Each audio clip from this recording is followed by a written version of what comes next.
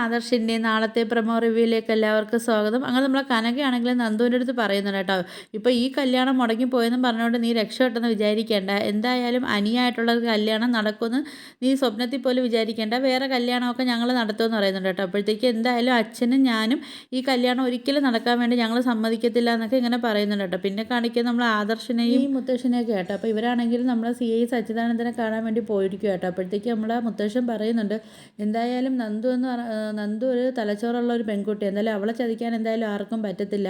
അവളെ കല്യാണം കഴിക്കാൻ പോകുന്ന ഏത് ചെറുപ്പക്കാരനായാലും അവന് ഭാഗ്യവാനാണെന്നൊക്കെ ഇങ്ങനെ മുത്തശ്ശൻ പറയുന്നുണ്ട്. ഭാഗ്യവാനാണെങ്കിൽ അവൻ്റെ മനസ്സും നല്ലതായിരിക്കണം, എങ്കിലേ ഈശ്വരൻ അവരെ തമ്മിൽ ഒരുമിപ്പിക്കത്തുള്ളൂ എന്നൊക്കെ ഇങ്ങനെ പറയുന്നുണ്ട് കേട്ടോ. സമയത്താണെങ്കിൽ അവരെ കൂടെ ആണെങ്കിലും സച്ചിയുടെ അച്ഛനും നിൽപ്പുണ്ട് കേട്ടോ. അപ്പോൾ സച്ചിയുടെ അച്ഛൻ പറയുന്നുണ്ട്, ഞങ്ങൾക്ക് ഈ കാര്യങ്ങളൊന്നും അറിയത്തില്ലായിരുന്നൊക്കെ പറയുന്ന സമയത്താണെങ്കിൽ മുത്തശ്ശൻ പറയുന്നുണ്ട്, എന്നാൽ പിന്നെ ഇനിയിപ്പോൾ ഈ കാര്യങ്ങളൊക്കെ അറിഞ്ഞോളൂ എന്നൊക്കെ പറഞ്ഞിട്ട് നമ്മൾ അനിയടുത്ത് പറയുന്നുണ്ട് കേട്ടോ. സച്ചിക്ക് ഒരു അടി കൊടുക്കാനൊക്കെ പറയുന്നുണ്ട്.